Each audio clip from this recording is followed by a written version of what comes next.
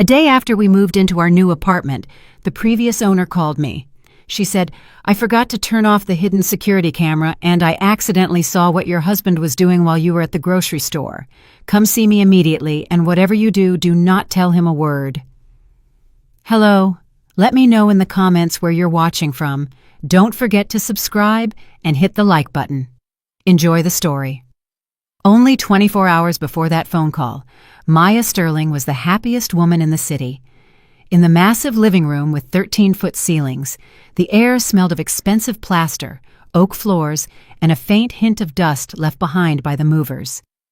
The sound of footsteps echoed with that hollow ring found only in old, monumental buildings. The Meridian Commons had stood there since the 1950s, looking like an impenetrable fortress guarding its residents from the chaos of the outside world. Maya stood by the tall window overlooking the inner courtyard, swirling a glass of champagne. The bubbles rose, turning gold in the sunset. She was 41 years old, but at that moment, she felt like a young debutante who had just been invited to the most important ball of her life. Andre came up behind her and wrapped his arms around her shoulders. His hands, strong, confident hands of a contractor used to reshaping space to fit his will, rested heavy and secure. "Well," he said softly, kissing her temple, "we did it. 12 years, Maya. We've been working toward this day for 12 years. Maya closed her eyes and took a sip. The wine tasted sharp. "I still can't believe it," she admitted. "When Elena agreed to sell us this place, I thought it was a mistake. People don't sell apartments like this, Andre. They're passed down as family legacies. Money solves any inheritance issue," Andre chuckled, turning her to face him. "Elena wanted to get out of the city and forget the past. We just helped her do that.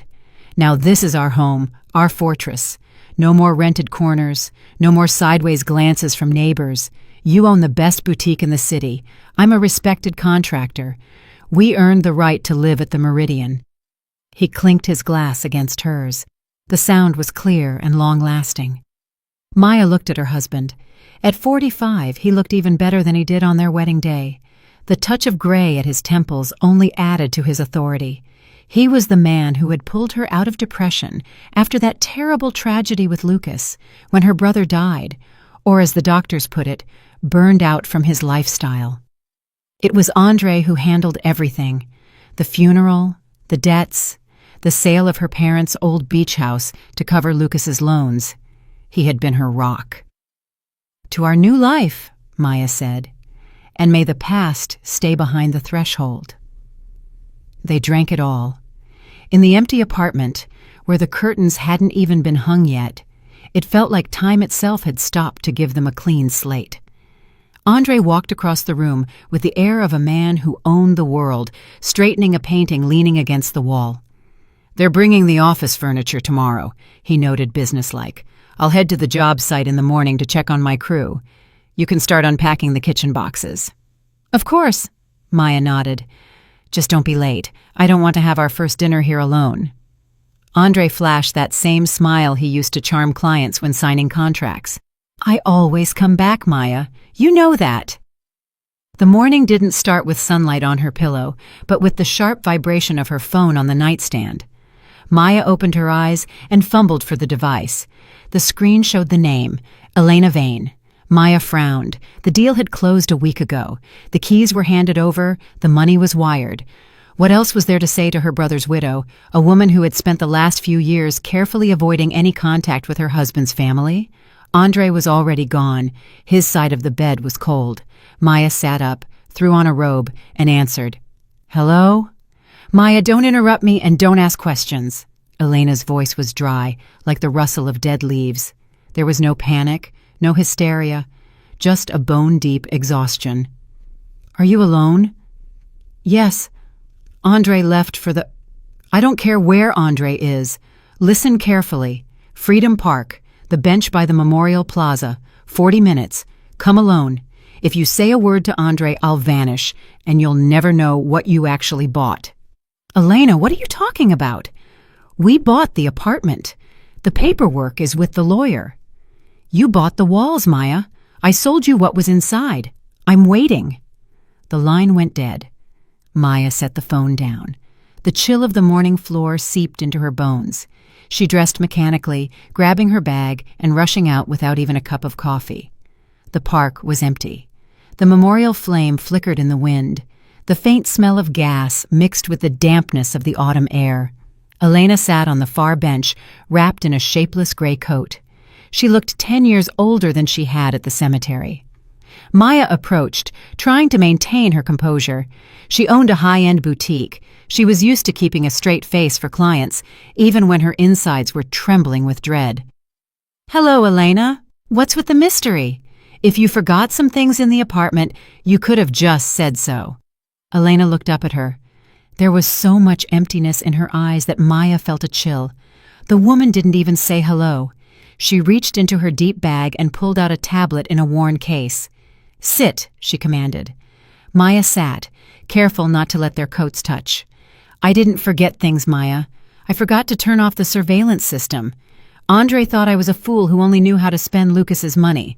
But I always knew he didn't trust me, so I put cameras everywhere, even in the pantry."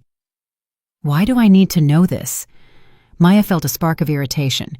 "You and Andre never liked each other, but spying—" "Look." Elena tapped the screen.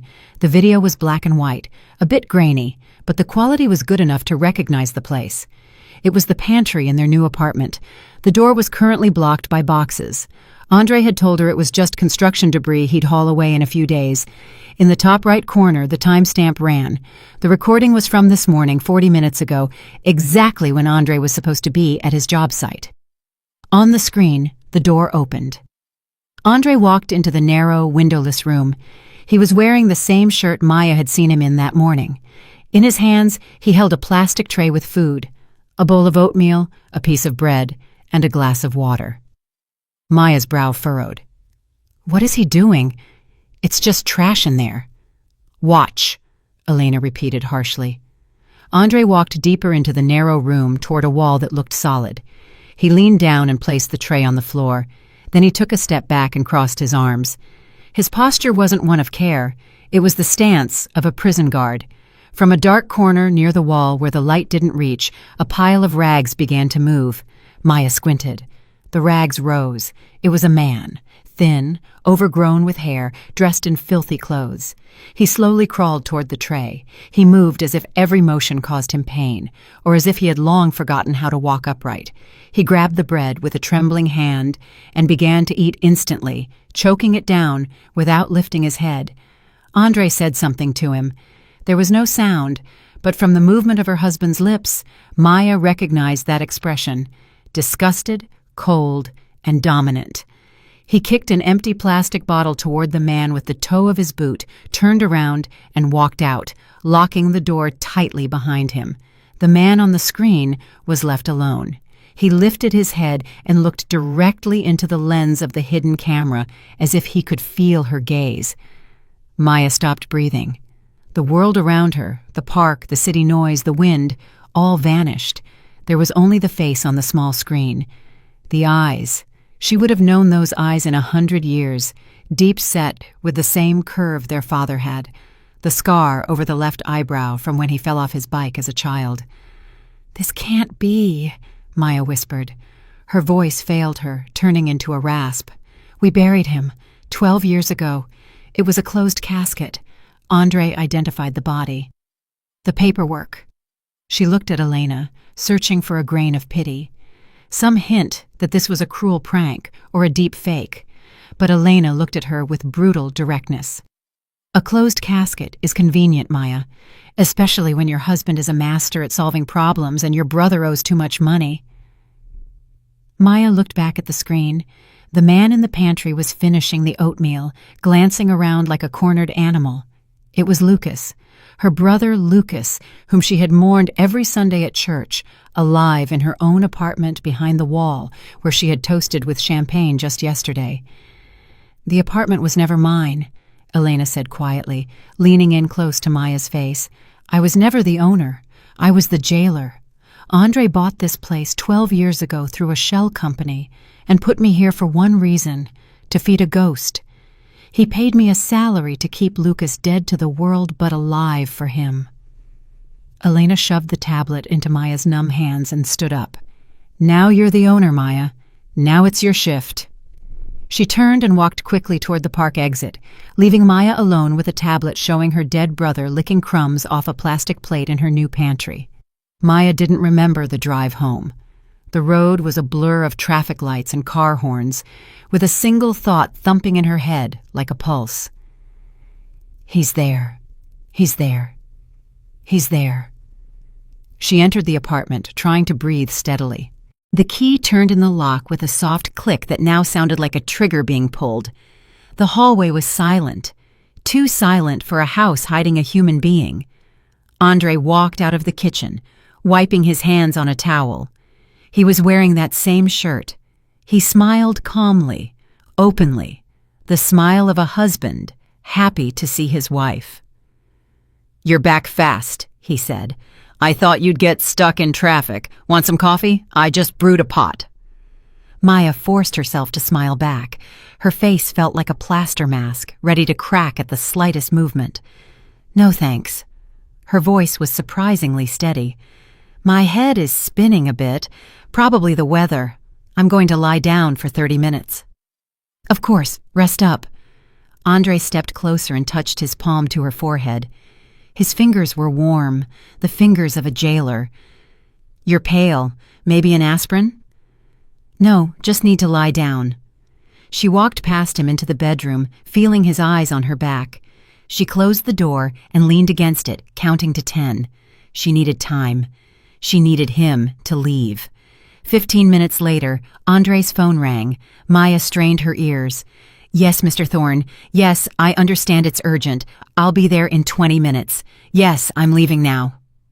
Footsteps in the hall, the jingle of keys, the heavy thud of the front door, the click of the lock. Maya lunged. She flew into the hallway, ran to the window, and carefully pulled back the curtain. Andre's silver SUV was pulling out of the driveway. She waited another minute until the car disappeared around the corner, and only then did she rush to the pantry.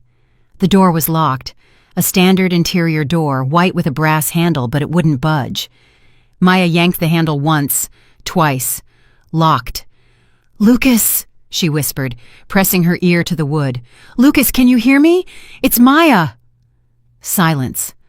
Only the hum of the ventilation deep in the walls. She ran to the kitchen, grabbed a thin paring knife, came back, and tried to jimmy the lock. Useless. The mechanism was simple, but solid. Then she remembered the video. Andre hadn't used a key.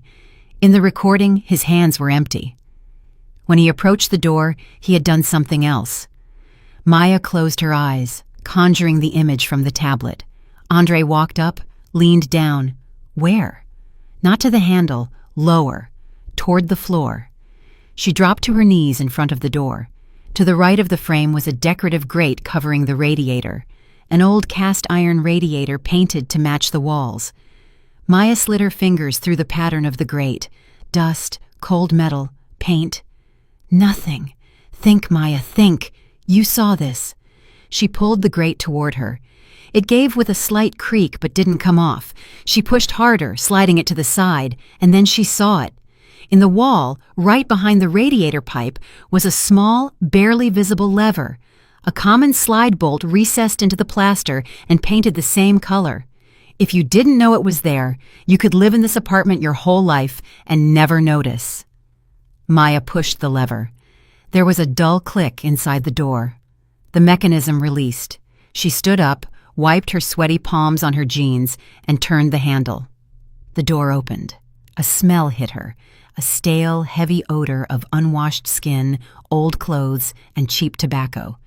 It was the same brand Lucas used to smoke in college when he was playing the brooding intellectual. That smell was a time machine, instantly transporting her back 12 years. "Lucas?" Maya stepped into the darkness. Her hand fumbled for a switch. A dim bulb flickered on. The room was narrow and long, like a hallway. No windows. Along one wall were shelves piled with junk, old paint cans, rolls of wallpaper. In the far corner lay a mattress covered with a gray wool blanket. Next to it was the tray of half-eaten oatmeal she'd seen on the video. But Lucas wasn't there. "Lucas!" she called out louder, no longer caring if the neighbors heard. Empty. The blanket was rumpled as if someone had just jumped up from it. There were cigarette butts on the floor, but no person. It was a dead end. 4 walls, 1 door. Where could he have gone? Maya frantically searched the tiny space. She looked behind the shelves, threw aside empty boxes. No one. He couldn't have vanished. Then her eyes caught something on the floor near the mattress. A small rectangle of plastic glinted in the dust. Maya leaned down and picked it up. It was a badge, an ID for St. Jude's Medical Center. She recognized it. She had one just like it in her purse. She'd gotten it a week ago for her checkup. She flipped the plastic over. It read, "Patient Sterling Maya." Her name, her last name, her birth date. But the photo wasn't hers. Staring back from the small black and white square was the face of Elena Vane. Her hair was cropped short, and her gaze was wild and unfocused. Maya felt the floor drop out from under her. She looked down at the blood type line. It said AB negative. Maya was B positive. Elena was O positive. AB negative had been Lucas's blood type. It was a twisted mosaic. Her name, Elena's face, Lucas's blood, and the hospital's official stamp dated yesterday. Why would Andre need a fake ID in her name with her dead brother's data and his widow's photo?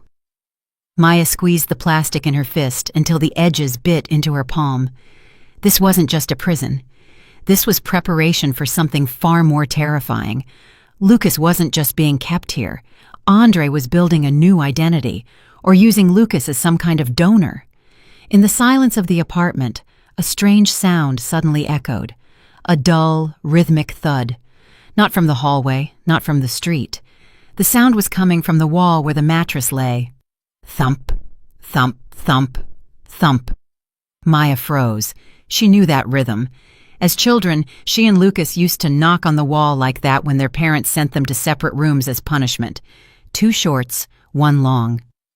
"I'm here." He wasn't in the room.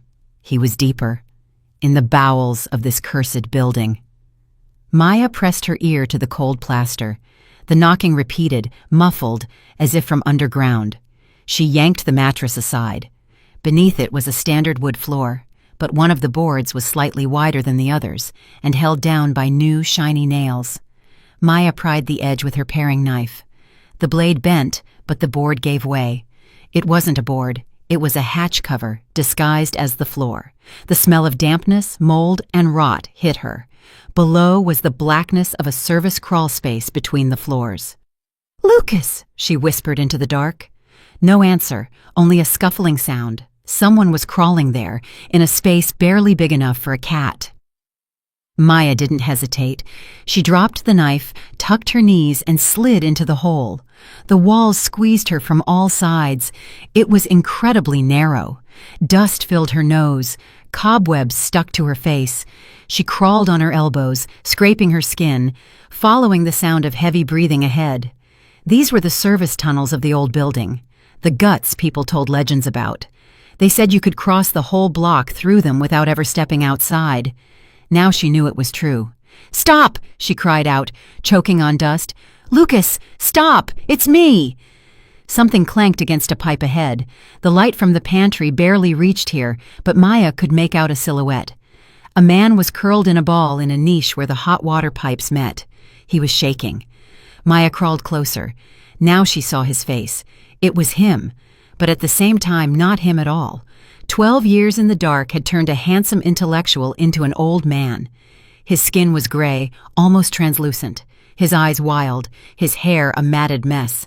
He saw her and pressed himself into the wall, covering his head with his hands like a child expecting a blow. "Don't!" he whimpered. The voice was raspy, barely human. "I didn't do anything. I stayed quiet. Don't hit me." "Lucas. It's me, Maya." She reached out, but he flinched, kicking at her. "Go away! You're one of them. You sent him. You said I wasn't needed anymore." Maya froze. The pain from the kick to her shoulder paled in comparison to his words. "What are you talking about? I thought you were dead. We buried you." Lucas suddenly went still. He lowered his hands and looked at her. In his eyes was a mixture of animal terror and disbelief. "Buried me?" he asked. "Yeah. You guys put on a good show. Beautiful. Andre showed me the photos. You in the black veil, crying, very convincing. He said it was your idea. Sister's tired of your debts, Lucas. Sister wants a quiet life. She needs the business, not a junkie brother." Maya felt nausea rising in her throat. "Andre told me you died of an overdose. I paid all your debts, Lucas. We sold the beach house to clear those loans with Apex Credit Solutions." At the mention of Apex, Lucas gave a hysterical giggle. The sound echoed through the tunnel, bouncing off the rusty pipes. "Apex Credit Solutions. Maya, you're so smart. You own a boutique. You sew suits for executives. And you never checked? Not once?" He crawled closer. His breath smelled of decay. "There is no Apex. It was a shell company. The founder was some homeless guy, but the actual owner—" He pointed a filthy finger at the ceiling, toward their apartment. "Your husband. He lent me the money himself through straw men. He pumped me full of loans knowing I couldn't pay. He dug this hole, Maya, to take everything. The beach house, Dad's business, your share of the inheritance, and me." Maya sat in the dirt, cold sweat running down her back. The puzzle was coming together, a horrific, bloody puzzle. Andre wasn't a savior. He was a spider who had been weaving this web for years. "But why keep you here?" she whispered. "If he took everything, why keep you alive?" Lucas looked at her with a sudden, chilling clarity. The madness receded for a moment, replaced by icy despair. "Because I'm not just a debtor. I'm a witness, and an actor in his main film. He faked my death, Maya, but he didn't just stage it. He filmed it." Lucas pulled a small flash drive from his rags, hanging on a dirty string. 12 years ago in that basement. He brought people. They beat me. Then one of them injected me with something that stopped my breathing. I could hear everything, but I couldn't move. They put me in a bag. Andre filmed the whole thing. Filmed my dead face. Filmed the doctor pronouncing me. And then he showed me that video. Lucas shook, tears carving tracks through the grime on his face. He said, "See, Lucas? You're dead. Officially. If you ever show your face, if you ever try to contact your sister, I'll send this video to the police, not as proof of my guilt, but as proof that you faked your death to run from creditors and the IRS. Fraud, tax evasion. You'll get 10 years, and in prison I'll make sure you never walk out." Maya looked at her brother and realized Andre had created the perfect trap. A dead man can't go to the police. A dead man has no rights. He exists only as long as he's useful to his jailer. "He's blackmailing you with your own death," she whispered. "Not just me." Lucas looked her in the eye. "He said if I escaped, he'd lock you up too as an accomplice. You were the one who identified the body. Your signature is on the police report. You confirmed the lie, Maya. You're part of the crime." At that moment, the front door of the apartment slammed shut above them. Heavy, confident footsteps thudded across the hardwood right over their heads. Andre was back, early. "Quiet," Lucas mouthed, pressing back into the pipe niche. "He hears. He always hears." "Maya, honey? I picked up those eclairs you love. Where are you? You're not in the bedroom." His voice was calm and affectionate, the kind of voice that made Maya's blood turn to ice. He was walking toward the pantry. Maya froze, terrified to even breathe. The dust in her throat made her want to cough, but she bit her lip until it bled. The floorboards creaked right above the hatch. Andre was standing directly over them. "Maya?" His voice was muffled but clear. No alarm yet, just mild confusion. "Strange. The door's open, but no one's here." He took a step, then another. The sound of his footsteps faded as he left the pantry. Maya looked at Lucas. He was hugging his knees, shivering. His eyes pleaded with her. "Go." She nodded, silently promising to return, and crawled back toward the light. Getting out was harder than getting in. Her muscles cramped, and her hands slipped. She hauled herself up into the pantry and immediately closed the hatch, pinning it with the board. The mattress went back. The boxes were moved back to their original positions. She barely had time to brush the dust off her knees and slip into the hallway before Andre appeared from the kitchen. He was holding a box of pastries. "Ah, there you are." He smiled, but his eyes remained cold, scanning her. "I thought you were playing hide and seek. Where were you? I called for you." Maya leaned against the wall, her legs trembling. Her heart was beating so hard she thought it would burst through her ribs. I was in the bathroom. The water was running. I didn't hear you." Andre stepped closer. He looked at her face, then shifted his gaze to her hands. Dirty, dusty, scraped hands. Then to her jeans, stained with white plaster on the knees. His smile changed. It became soft and sympathetic, that tender smile that made her want to scream. "Maya, sweetie." He set the box on the side table and took her wrist, lifting her dirty palms to the light. "Look at you. You're shaking, and this mess. You were looking for the old photos again, weren't you?"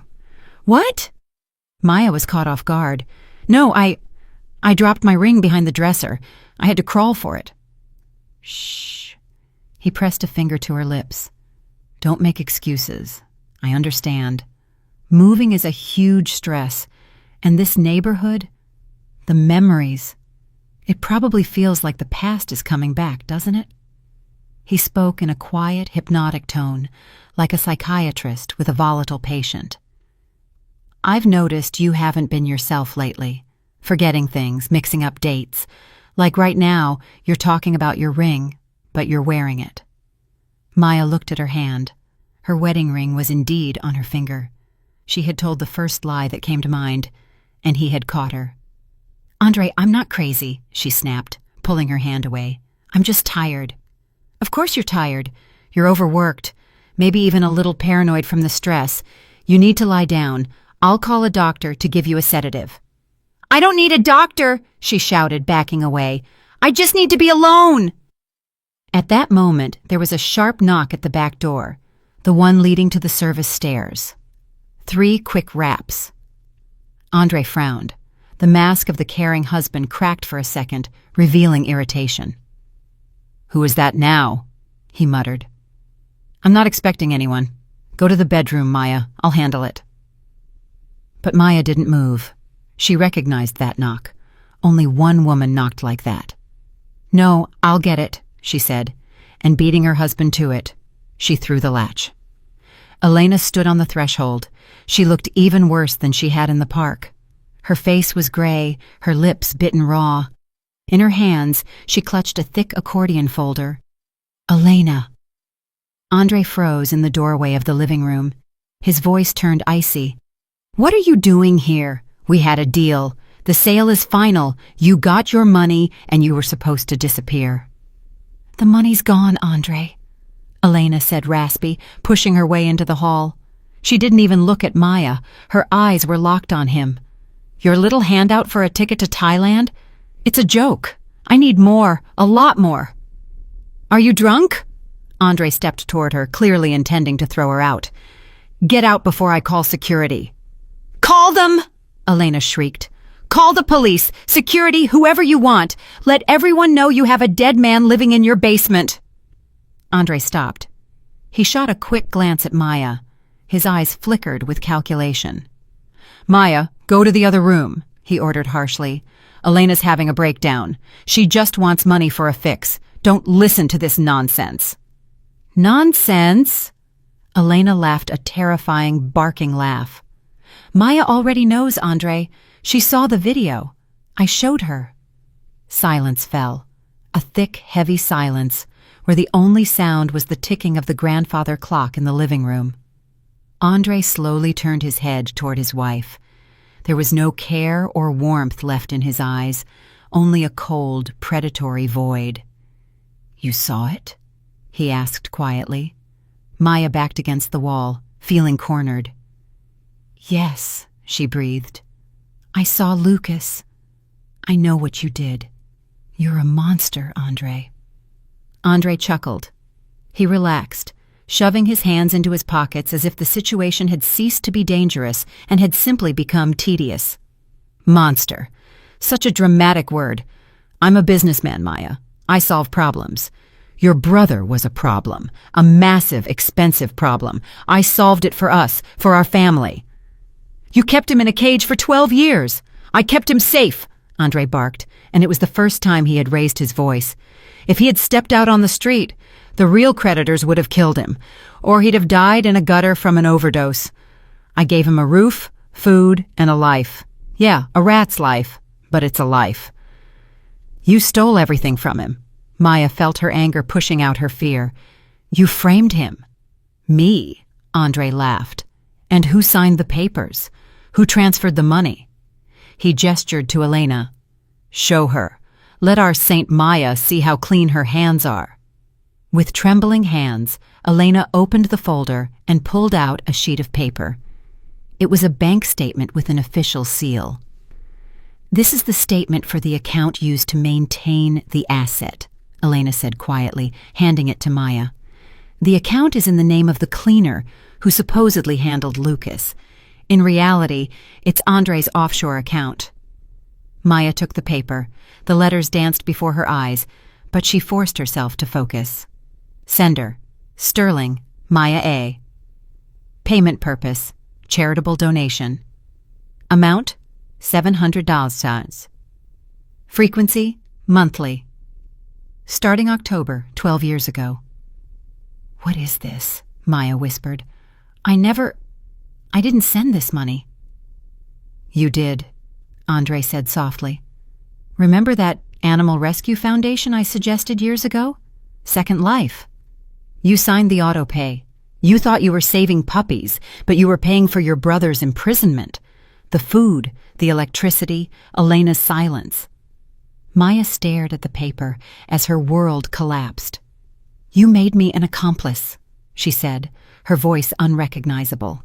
You made me pay for my own brother's prison. Legally? Yes, Andre nodded. To any investigator, it looks like this. A sister wanting to get rid of her junkie brother hires a man, fakes his death, and then pays for 10 years to keep him in a secret room. The motive is there. The inheritance. The means are there. And the evidence? It's right there with your electronic signature. He walked right up to her and leaned into her ear. We're in the same boat, Maya. If I go down, you go down with me as the one who ordered it. And the one who pays gets more time than the one who pulls the trigger. Elena stood by the door, clutching her empty folder. I need money, Andre, she repeated dully. Or I go to the police. I have nothing left to lose. Andre looked at her with contempt. Fine, you'll get your money, but first, Maya and I need to discuss something. In private. He placed a hand on Maya's shoulder, a heavy, possessive hand. We have a choice, Maya. Either we go to the police right now and we both go to prison, or we sit down, have some tea, and decide how to live with our little family secret. Maya looked at the bank statement in her hand, her signature, her money, her prison. She slowly looked up. Something inside her clicked, like a gear shifting. The fear that had paralyzed her vanished, replaced by an icy crystal clarity. Andre thought he had cornered her. He thought she would break under the weight of guilt, even manufactured guilt. He didn't know one thing. Maya Sterling had run a boutique for 20 years, dealing with the most demanding people in the city. She knew how to smile while holding a knife behind her back. Fine, she said, her voice surprisingly calm. You're right, Andre. We don't need the police. We don't need a scandal. I value my reputation too much to let this get out. Andre blinked. He had expected hysterics, tears, or denial, not agreement. You understand? He loosened his grip on her shoulder. I understand. We're tied together. Maya neatly folded the statement and set it on the table. Elena, wait in the kitchen. My husband and I need to talk. Elena, looking confusedly from one to the other, shuffled into the kitchen. Maya walked into the living room and sat in an armchair. She gestured to the sofa across from her. Sit. We need to agree on terms. Andre sat, still wary. What terms? We just keep living, Maya. I'll take care of Lucas like I have all these years. Elena gets her money and leaves. Everything stays the same. No, Maya shook her head. It can't stay the same. I can't live in this apartment knowing my brother is behind the wall, but I also know that letting him out now means prison for both of us." She paused, giving him time to take the bait. "I want guarantees, Andre. You're too smart, too cunning. Today we're partners in crime, but tomorrow you might decide I'm a liability. I need insurance." "What insurance?" "This apartment and the cottage. You'll transfer the titles to me completely, right now." Andre laughed. "Are you joking? That's millions of dollars, Maya." "And what is your freedom worth?" She leaned forward. "Or do you think I won't risk the police? I can play the victim, Andre. The poor woman tricked by her husband into financing a kidnapping, but you, as the mastermind, you won't wiggle out of that." Andre stopped laughing. Maya saw the gears turning in his head. He was weighing the risks. "Fine," he finally said. "If that's the price of your peace of mind, take it. But we do it quietly, without your lawyers. I have a notary who works weekends and doesn't ask questions. Deal?" "Deal," Maya nodded. She subtly touched the pocket of her jeans. Her phone was there, with the voice recorder running. She'd turned it on in the hallway when she heard Elena's voice. "But before we go," she said softly, "tell me the truth. For me. Why did you do it? Not for the money. I know you. There was something personal." Andre rubbed his face tiredly. The tension of the last few hours had finally caught up to him. He relaxed, believing the crisis had passed and his wife was back on his side.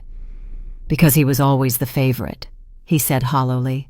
"Lucas the genius, Lucas the talent, Lucas the family's hope. And who was I? Maya's husband, the guy who fixes roofs. I wanted to show your father I could run his empire better than his golden boy. I wanted Lucas to depend on me, to be nothing without me. And I succeeded." "You created a hell just to feel like a god," Maya summarized. "I created order," Andre snapped. "Enough talk. Get ready. We're going to the notary." An hour later, they were in a small office in a basement downtown. The notary public sign looked official enough. Inside, it smelled of coffee and paper. Behind a massive desk sat a man in an expensive suit and gold-rimmed glasses. He introduced himself as Victor. Maya felt her hands shaking but kept them steady. The recorder in her pocket was her main weapon, but right now she needed the paper, the document that would make her the master of the situation.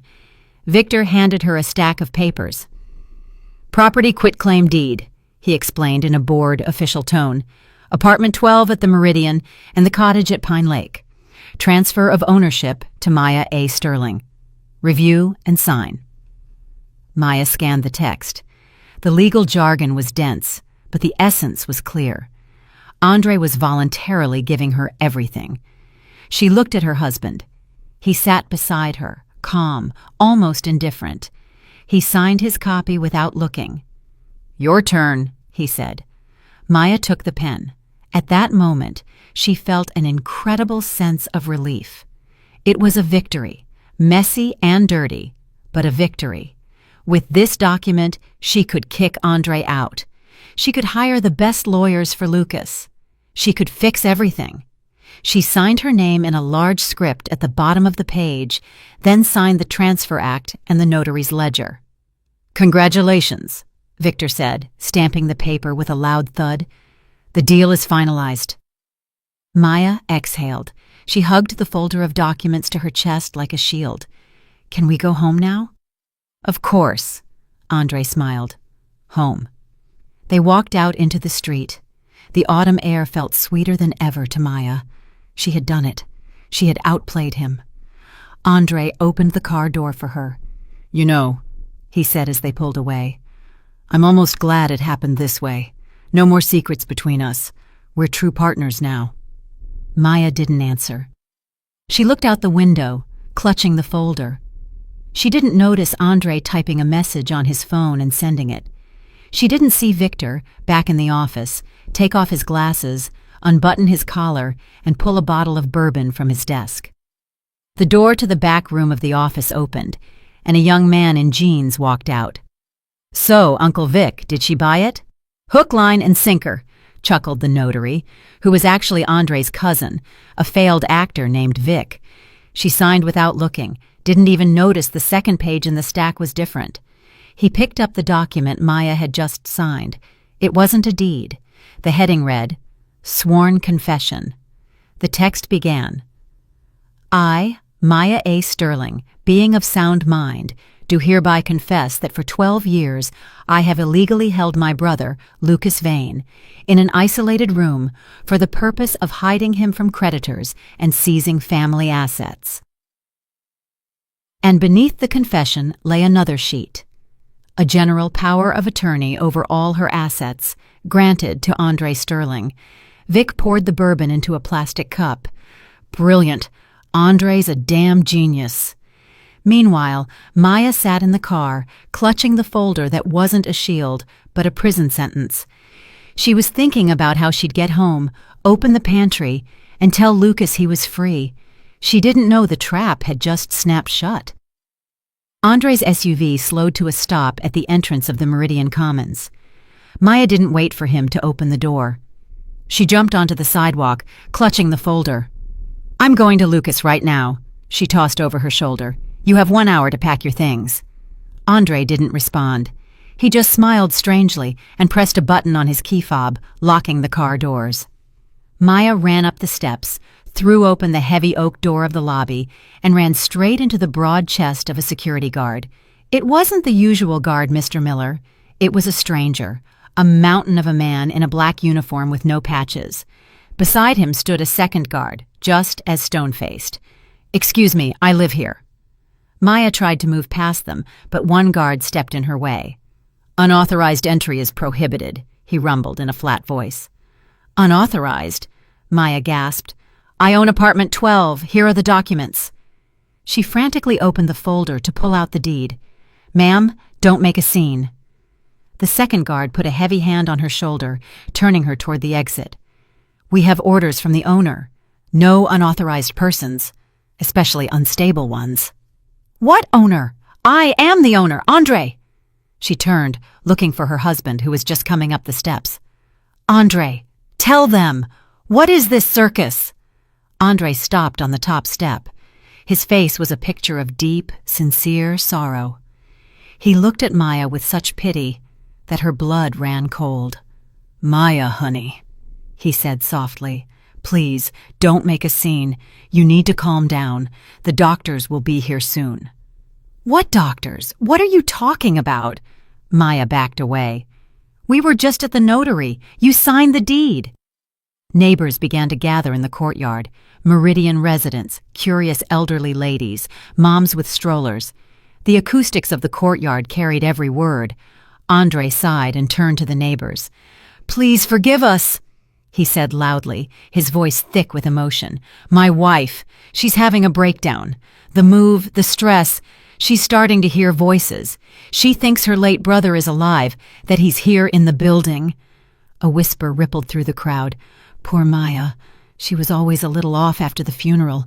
Grief does things to a person. That's a lie, Maya screamed, panic beginning to choke her. He's lying. Lucas is alive. He's holding him in the apartment. I saw him. I have the papers. She yanked the papers from the folder and shoved them under the nearest guard's nose. Look! The deed! The guard glanced at the paper and smirked. A deed? Can you read, lady? Maya looked down at the page.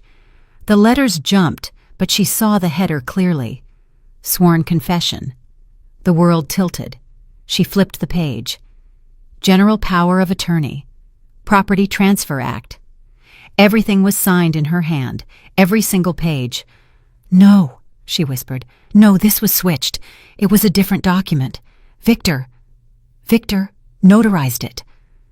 Victor notarized what you signed, Andre said sadly, taking the folder from her hands. He did it easily, like taking a dangerous toy from a child. Maya, you confessed to hiding some drifter in there and pretending he was Lucas. You've lost your mind to grief, dear. You brought a homeless man into our home and fed him, calling him your brother's name. He turned to the guards. Guys, remove that man from the apartment. Let the police figure out who he is. And my wife, Don't let her back in. She's a danger to herself." The lobby door opened, and 2 other guards dragged Lucas out by his arms. He looked terrible, filthy, overgrown, squinting at the bright daylight he hadn't seen in 12 years. He moaned and tried to break free, but he was too weak. "Lucas!" Maya screamed, lunging for him. A guard caught her around the waist. "It's him! It's my brother! Look at him! You people, you remember Lucas?" The crowd of neighbors recoiled. They didn't see the brilliant grad student they knew years ago. They saw a delirious, broken man in rags who was drooling and rolling his eyes in terror. "My God, how awful," whispered a woman from the second floor. "Maya's really gone, bringing a transient home and calling him Lucas." "It is Lucas!" Maya shrieked, squirming in the guard's grip. "Andre, what are you doing?" Andre walked up to Lucas. He didn't look at him like a brother-in-law, but like a nuisance finally being cleared away. "Take him," he said shortly. "Drop him at the county psych ward as a John Doe. He doesn't have ID." "He does," Maya suddenly remembered. "He has my hospital badge with Elena's photo." But Andre wasn't listening. He turned to Maya. "And you, dear, you're left with nothing. The apartment is mine now via the deed you signed in your delirium. The cottage is mine.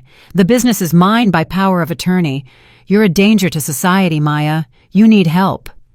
"You wouldn't dare," she rasped. "I'll go to the police. I have the recording." She reached into her pocket for her phone. Empty. Her pocket was empty. Maya went cold. She remembered Andre hugging her outside the notary's office, adjusting her coat. The caring husband. Andre pulled her phone from his own pocket. He twirled it in his fingers, showing her the screen. "Looking for this?" He pressed a button, and Maya heard the sound of a file being deleted. "Poor Maya, losing your things, losing your mind. Get out of here," he said quietly, leaning in. "Before I actually commit you to the state asylum. Go, live on the street like your brother did. See how it feels." The guard shoved her in the back, and Maya, losing her balance, fell to her knees on the asphalt. Her jeans tore, her palms bled. She lifted her head. Andre stood on the steps, towering over her like a victor. Beside him, as if from nowhere, Elena appeared. She no longer looked scared. She looked at Maya with a triumphant smirk. "And we packed your things," Elena said loudly for the neighbors to hear. "Can't have a crazy person's junk cluttering a nice building." She gestured toward the gate. There, in the shadows, stood Elena's old beat-up Chevy. The trunk was open, the back seats piled high. Maya saw familiar shapes. Her Singer sewing machine, her grandmother's legacy.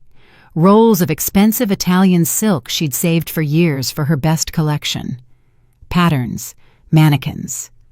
Her whole life, her skill, her past, all dumped in a pile like trash, ready for the landfill. "Take your junk and get out," Elena yelled, "or I'm throwing it in the dumpster right now." Maya sat on the asphalt. Around her, the neighbors gossiped about crazy Mrs. Sterling. Lucas was being shoved into a black van with no plates. Andre was wrapping an arm around Elena's waist, accepting condolences from the building manager. No home, no family, no evidence, no name. Only scraped knees and the taste of dust on her lips. She tried to stand, but her legs wouldn't hold. The world hadn't ended when she saw the video.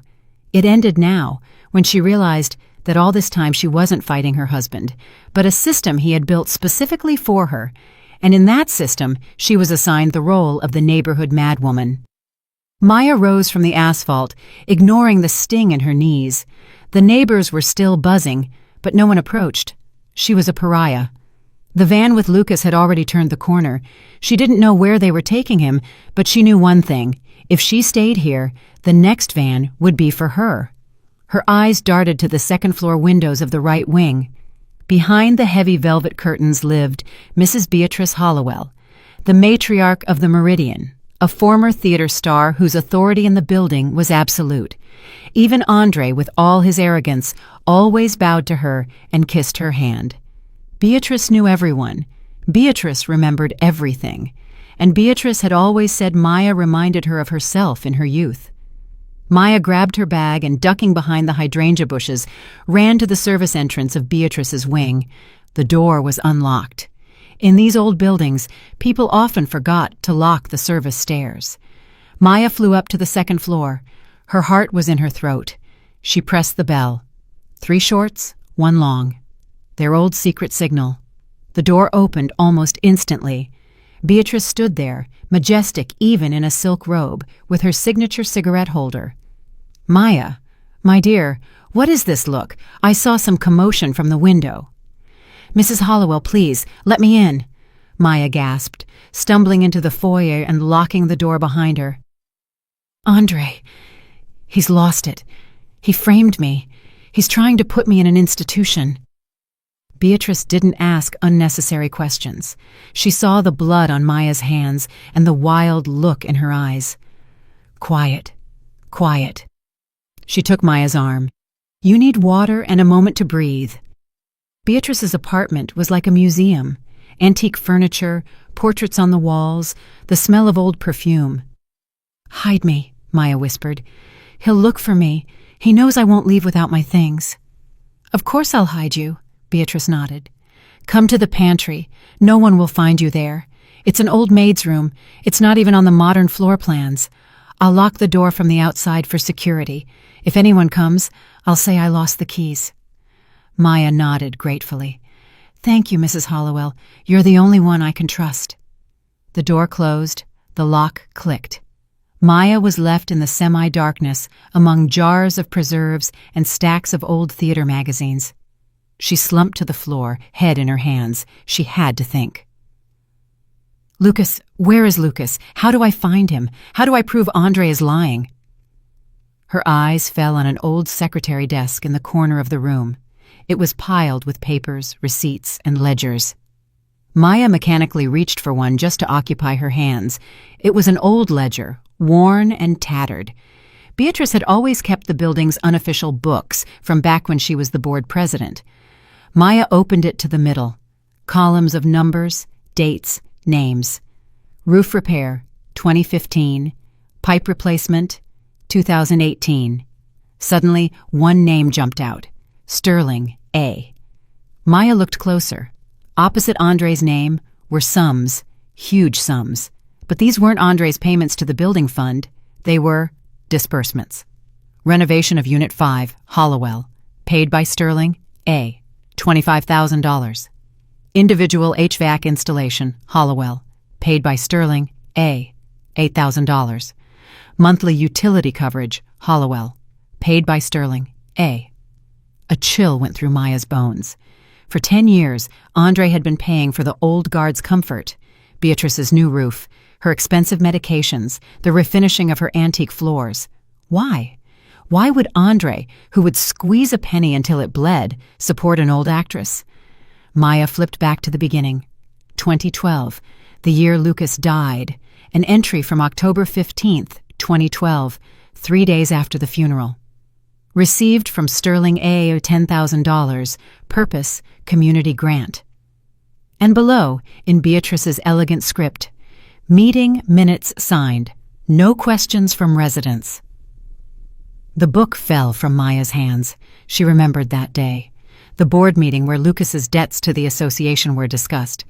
Andre had said Lucas was dead and provided a certificate, but they needed witnesses to confirm they saw the body being removed. And Beatrice had stood up and said in her trained theater voice, "I saw it. Poor boy. The paramedics took him out at night." Her word was law. Everyone believed her. The police didn't even bother questioning other neighbors, satisfied with the testimony of the respected Mrs. Beatrice Hollowell. She had sold Lucas out, sold him for a renovation, and paid bills. Footsteps sounded outside the pantry door, not the shuffling steps of an old woman, but quick, confident ones.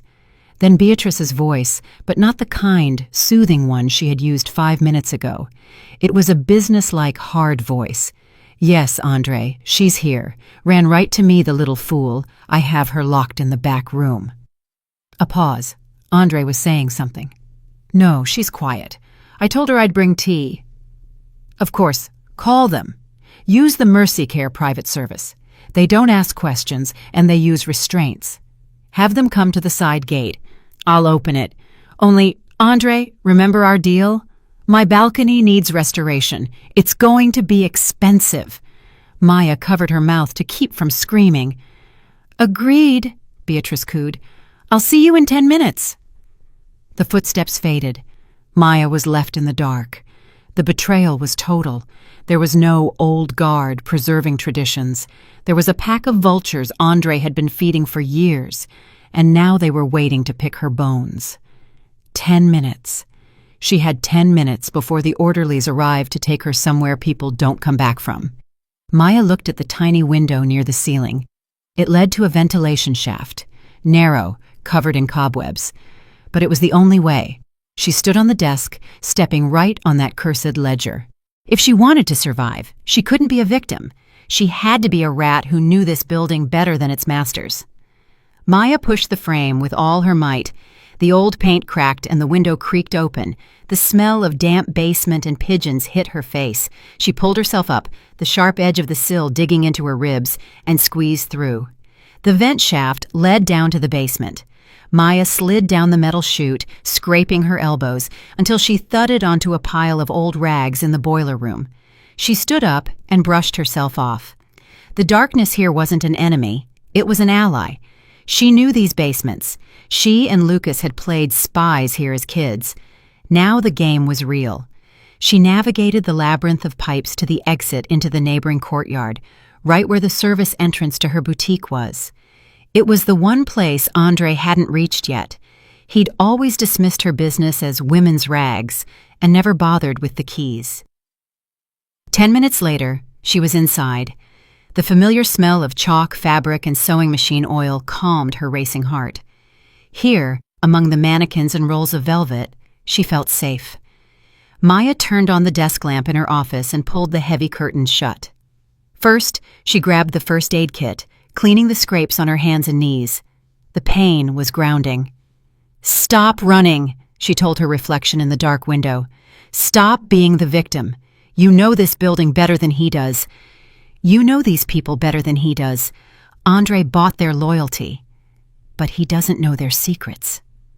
She sat at her desk and took a piece of paper. What did she have? Nothing. What did Andre have? Everything. Money, documents, witnesses. But Andre had one weakness. He was obsessed with legality. He built his schemes so they looked perfect on paper. Even Lucas's prison was framed as a renovation. And then it hit her. The Meridian wasn't just a building. It was a housing association with a charter written back in the 50s. That charter was a sacred cow. Any change to the floor plan, any square foot seized without a vote from the General Assembly was met with immediate expulsion and loss of property rights. It was the ultimate sin at the Meridian. Andre had built a secret room. He had cut through a load-bearing wall. He had seized part of the common ventilation shaft. Maya grabbed her keys and ran out. She needed the archives. The Meridian archives were in the sub-basement of the fourth wing. The keys were held only by the board president and the old janitor, Mr. Mitchell, who lived in a small room next to the records. Mr. Mitchell was the only person in the building who didn't take money from Andre, simply because he didn't want anything but his peace and his old newspapers. Maya knocked on the iron door. "Who is it?" a gravelly voice cracked. "Mr. Mitchell? It's Maya Sterling, Alex's daughter. Please open up." The lock clattered. The door opened a crack, and the wrinkled face of the old man peered out. "Maya?" He squinted. "Lord, child, what happened to you? They say you've lost your mind. Andre said—" "Andre is lying, Mr. Mitchell. He's trying to take everything. I need your help. Let me into the archives. I need the original floor plans from 1953. The old man looked her in the eye, long and hard. He remembered her as a little girl bringing him cookies. He remembered her father, a glass-honest engineer. "Lying, you say?" he muttered. I always knew his eyes moved too fast. Not like our people. "Come in." The archives smelled of dry paper and history. Mr. Mitchell pointed to the shelves. 1953, Section B, here. He pulled out a massive, dusty tube. Maya unrolled the yellowed blueprint on the table, blue lines, measured to the millimeter. There was her apartment, living room, bedroom, kitchen, and there was the wall where Andre had hidden Lucas. On the plan, it was empty space, a ventilation shaft, and a technical gap between the building sections. "Aha," Mr. Mitchell said, looking over her shoulder. "I remember. A main support beam runs through there. Can't touch that. If you damage it, the whole vertical line could shift." Maya took her phone and snapped photos of the blueprints. "He didn't just touch it, Mr. Mitchell. He cut a door into it. He made a room there." The old man gasped. "You're joking? That's a criminal violation. That's a structural threat. If the city inspectors find out—" "The inspectors will find out," Maya said grimly. "But first, the residents will. The same residents who are terrified of their property values dropping. Andre can buy their silence about a crazy sister, but he can't buy their fear of the building collapsing on their heads." She started to roll up the plan, but her eyes caught a folder on the next table. The spine read, "Financial Records, 2012, Bad Debts." Maya opened the folder. Inside were copies of debt notes residents owed to the association. She flipped through until she found it. A promissory note for Lucas Vane. Amount, $100,000. Secured by Interest in Family Property. Date, October 12th, 2012. Maya froze. October 12th. "Mr. Mitchell," she asked quietly, "do you remember when my father's funeral was?" "How could I forget?" The old man sighed. "October 12th. It rained buckets that day." Maya looked at the signature at the bottom of the document. Lucas Vane. The signature was hurried and nervous, similar to Lucas's. But Lucas had been at the cemetery that day. He had been catatonic with grief. Maya had held his arm the entire time. He physically couldn't have been at the association office signing papers, but Andre hadn't been with them for a few hours. He said he was arranging the wake. Maya looked closer at the signature. At the end, the flourish curved sharply downward. Lucas always curved his flourishes upward. But downward? Andre always did that. She flipped the page. There was a power of attorney attached. "I, Lucas Vane, grant Andre Sterling the right to sign all financial documents on my behalf. Date, October 10th, 2012. On October 10th, Lucas was in the hospital with severe alcohol poisoning. He was in a coma. Maya had sat by his bed for 48 hours straight. Andre only came in the evenings to bring food. "He faked it all," Maya whispered. "He stole Lucas's identity before he even killed him. He ran up debts using a forged power of attorney while my brother was dying in the ICU." The pieces were finally set. Lucas's debts, which Andre saved him from, were a fiction. Andre created the debts, paid them off with Maya's money, and used them as an excuse to cage her brother. Maya looked at Mr. Mitchell. Her eyes held no more fear, only cold, calculated rage. "Mr. Mitchell," she said firmly, "tomorrow is the annual general board meeting. Is Andre speaking?" "He is." The old man nodded. "He's running for board president. Promised everyone a cut in the association fees." "Perfect." Maya neatly tucked the documents into her bag. "I'll be there. And I won't be alone." She took out her phone. She needed to make one call. A call to the one man Andre feared more than anyone, even if he thought the man was long gone. She dialed a number from her father's old address book kept at the boutique. The phone rang for a long time. Finally, someone picked up. "Hello?" A gravelly, annoyed voice answered. "Hello, Mr. Thorne," Maya said. "This is Maya Sterling, Alex's daughter. I know who stole the money from your firm 12 years ago, and I know exactly where he'll be tomorrow." There was a heavy silence, and then the voice answered with a metallic edge that radiated threat even over the phone. "Give me the address, kid. I'm writing it down." Maya hung up and looked at the clock. 5 in the morning, 12 hours until the board meeting.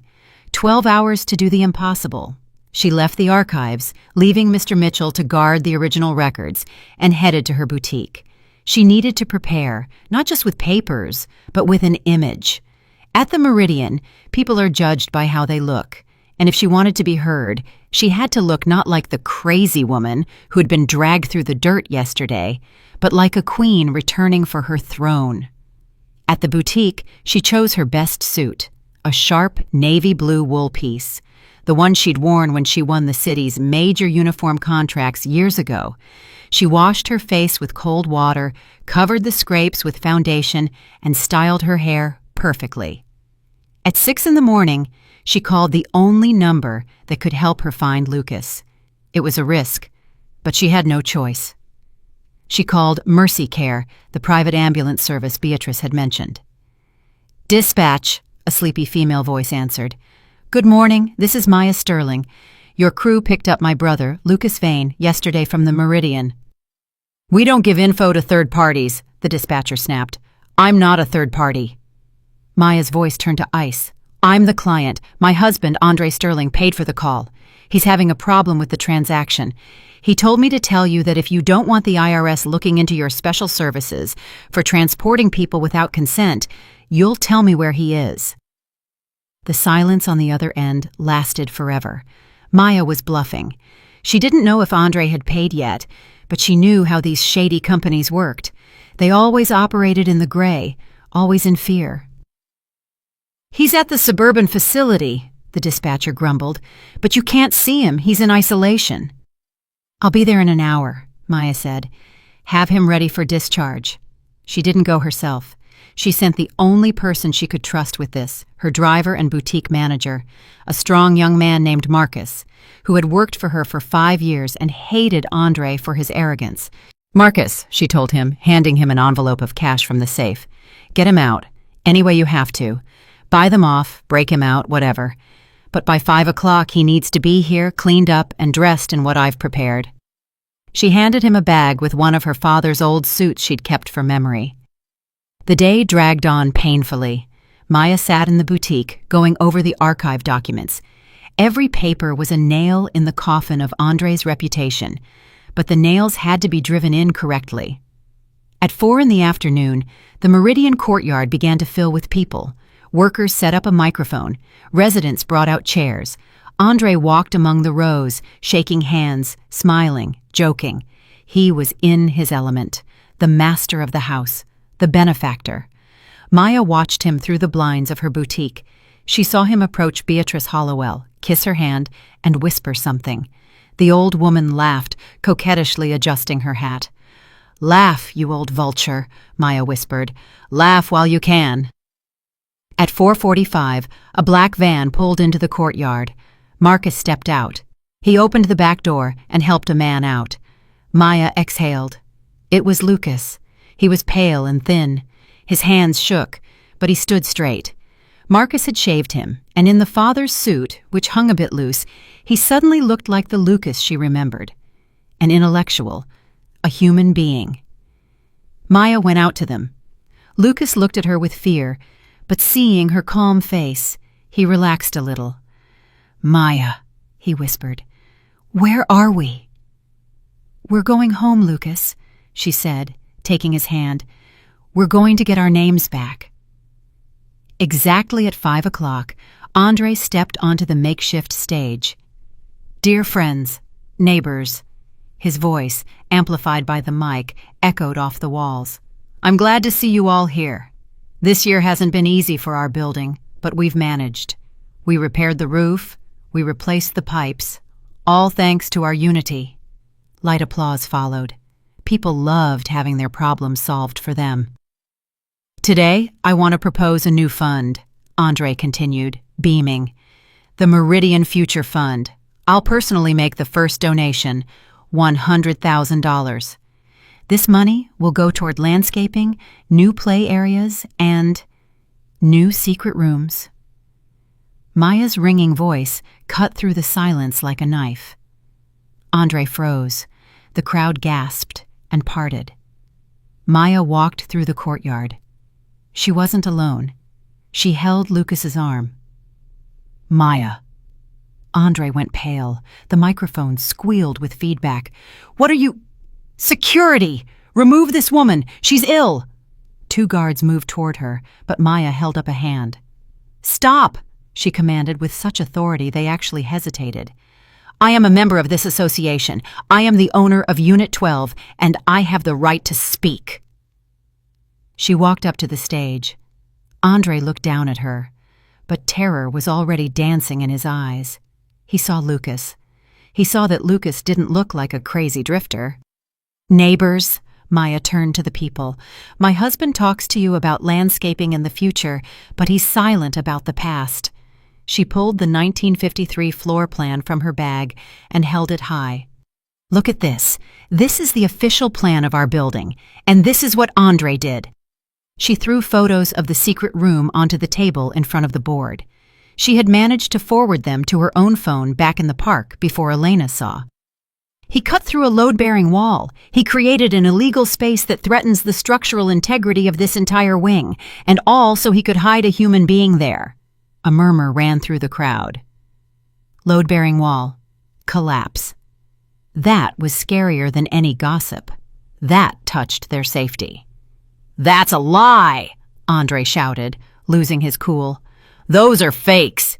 This woman is unstable. She brought an actor." "An actor?" Maya smirked. "Lucas, show them." Lucas took a step forward. He lifted his head and looked at the crowd. "I'm Lucas Vane," he said quietly, but in the silence of the courtyard, everyone heard him. "I've lived in this building since I was born. Mrs. Gable, remember when you used to give me cookies? Mr. Peterson, you taught me how to play chess." The seniors in the front rows began to look at each other. "My God," one grandmother whispered, "it really is Lucas. Those are Alex's eyes." "He's an imposter!" shrieked Beatrice Hollowell from her seat in the front row. "I saw Lucas being buried. Get him out of here!" Andre realized he was losing control. "Enough of this circus! Guards, throw them out! Now!" The guards moved forward again. There were 3 of them, big and mean. Marcus wouldn't be able to handle them alone. But then, the gates of the courtyard swung open with a bang. A black G-Wagon roared in, not new, but predatory and well-kept. It braked right in front of the stage, nearly hitting the guards. The door opened, and a stocky man with a cane stepped out. He had the face of a man who had survived the rougher streets of the 90s and come out on top. It was Victor Thorne, the owner of the debt collection firm Andre supposedly feared. But Andre didn't fear him. He looked at him with confusion. He didn't even recognize him. Victor Thorne walked up to Maya. "Hello, kid," he said in a deep bass. "Thanks for the invite." He turned to Andre. "And you must be Sterling, the one who took out $1 million loan from my firm 12 years ago and skipped out by declaring the borrower dead." Andre backed away. I don't know you. This is a mistake." "The mistake was thinking I'd forget." Thorne smirked. "I spent 10 years looking for Lucas Vane. Thought he ran off with my money. Turns out you stole the money and hid the kid." He pulled a document from his pocket, the original loan agreement Maya had found in the records. "The forensic audit confirmed it," he said loudly to the crowd. "The signature was forged. The power of attorney was a fake. The money went into shell accounts linked to Mr. Sterling here." The crowd went dead silent. It was checkmate. Andre stood on the stage, white as a sheet. He knew this wasn't just a scandal. It was a federal case. And the lead witness was a man the police didn't like to argue with. Maya looked at her husband. There was no triumph in her eyes, only exhaustion and cold contempt. "You wanted to be the king of the Meridian, Andre?" she asked. "Well, look at it. The Meridian is looking back at you." She turned to the residents. "Now ask Mrs. Hollowell how much it cost for her to stay silent about Lucas being alive." All heads turned to the old actress.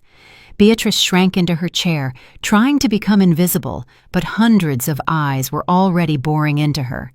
The trap had closed. The silence in the courtyard was ringing. Andre stood on the stage, his fingers white from gripping the podium. His perfect suit suddenly looked baggy, and his face looked gray and old. He searched for a supportive glance, but found only walls of judgment. Maya stepped forward, standing between her husband and the people. She was no longer the victim. She was the prosecutor, and this courtyard was her courtroom. "You heard, Mr. Thorne." Her voice was steady. Andre stole money, but that's only half of it. He stole a life. For 12 years, he kept my brother, your neighbor, in a stone box. He fed him scraps while he ate steak at your parties. He tricked me, his own wife, into paying for that prison. She looked over the rows of the old guard. You all know me. I grew up in front of you. My father helped build this neighborhood. My mother made your daughter's prom dresses. Did we ever lie to you? The elderly residents stayed silent, but their expressions shifted. Contempt for a crazy woman was replaced by the horror of the truth. And now look at him. Maya pointed at Andre. A man with no roots who bought a seat among you. A man who cut through the support beams of your home for his filthy secrets. A man who bought your conscience. She turned to Beatrice Hollowell. The old woman was trembling, clutching a lace handkerchief. Mrs. Hollowell, Maya said softly but firmly, tell them the truth. Now or tomorrow. I give the police the copies of the ledger showing every renovation Andre paid for in exchange for your silence. Accomplice to kidnapping is a heavy charge. Beatrice jerked as if struck by lightning. She looked at Andre, then at the stern Victor Thorne, then at the faces of her neighbors. The survival instinct, honed by decades of social climbing, kicked in. She slowly stood up. Her legs shook, but her back was straight. The actress was taking her final bow. Her voice cracked, but she cleared her throat and continued louder. I have to confess. 12 years ago, Andre came to me. He said Lucas was in trouble, that he had to be hidden from dangerous people. He asked me to confirm Lucas's death to save him. I believed him. I thought I was helping. Liar! Andre screamed. You took the money! You demanded the balcony repair! I took help from a grateful neighbor! Beatrice shrieked, saving her own skin. I didn't know he was keeping the boy in chains. I thought Lucas had moved away. Andre tricked me, just like he tricked all of you. The crowd erupted. That was the end. Beatrice's testimony was the final nail. Get out! Someone shouted from the back. Fraud! Yelled a woman from the second floor. He's going to make the building fall down! Call the police! Andre backed away. He realized he had lost. Not just to Maya or Thorne, but to the Meridian itself, the collective body he had tried to dominate, which was now spitting him out like a foreign object.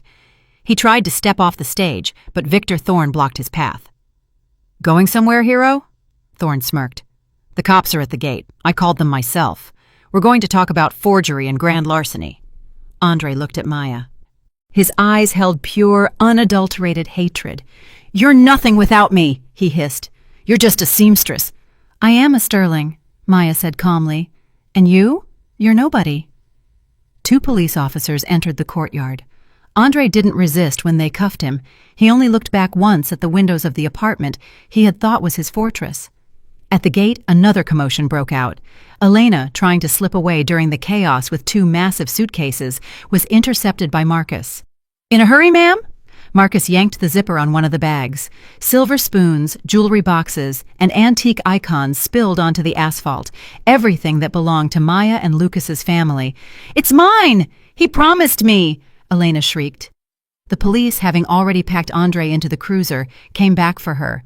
When the sirens finally faded, a new silence settled over the courtyard.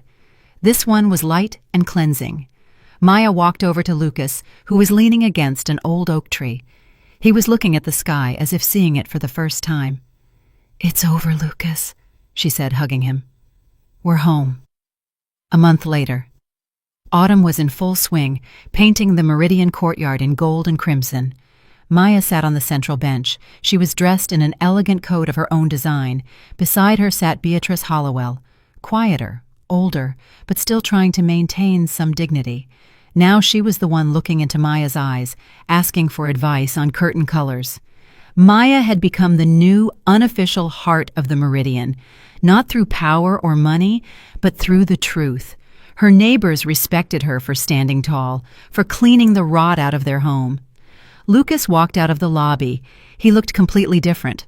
Clean-shaven, wearing glasses, a folder of papers under his arm. He still walked with a slight limp, and a shadow of the horror sometimes flickered in his eyes. But he was returning to life. The university had reinstated him as a researcher. It turned out his dissertation, thought lost, had been saved by an old professor. "Maya, I'm heading to the library," he called out, waving. "I'll be back for dinner. Need anything?" "Pick up some sourdough bread," she smiled. She watched him walk away, then looked up at the windows of her apartment. The secret room had been demolished. The wall was restored. Now it was just a living room flooded with sunlight. Andre was awaiting trial. His accounts were frozen, his reputation destroyed. No one in the city would shake his hand again. Elena was giving evidence against him, hoping for a lighter sentence for the theft. Maya breathed in the cool air. It smelled of fallen leaves and freedom. She pulled her phone from her bag. A message from a new client flashed on the screen. "Mrs. Sterling, when can I come in for a fitting? They say you work miracles." "I don't work miracles," she whispered to herself, putting the phone away. "I just know how to rip out old seams to sew a new life." She stood up, straightened her collar, and walked home, to a place where there were no more secrets. And that is the story, my friends. A story about betrayal by those closest to us, about the blindness of those who should have seen, and about how the truth, no matter how bitter or terrifying, is always better than a beautiful lie. What do you think? Did Maya do the right thing by airing the family's dirty laundry, or should she have spared Andre because he cared for the family in his own twisted way? And does Beatrice deserve forgiveness for selling her soul for comfort? Let me know in the comments. If this story moved you, please hit the like button. It really helps the channel. Subscribe so you don't miss our upcoming dramas, and make sure to hit the bell icon. Take care of yourselves and your loved ones.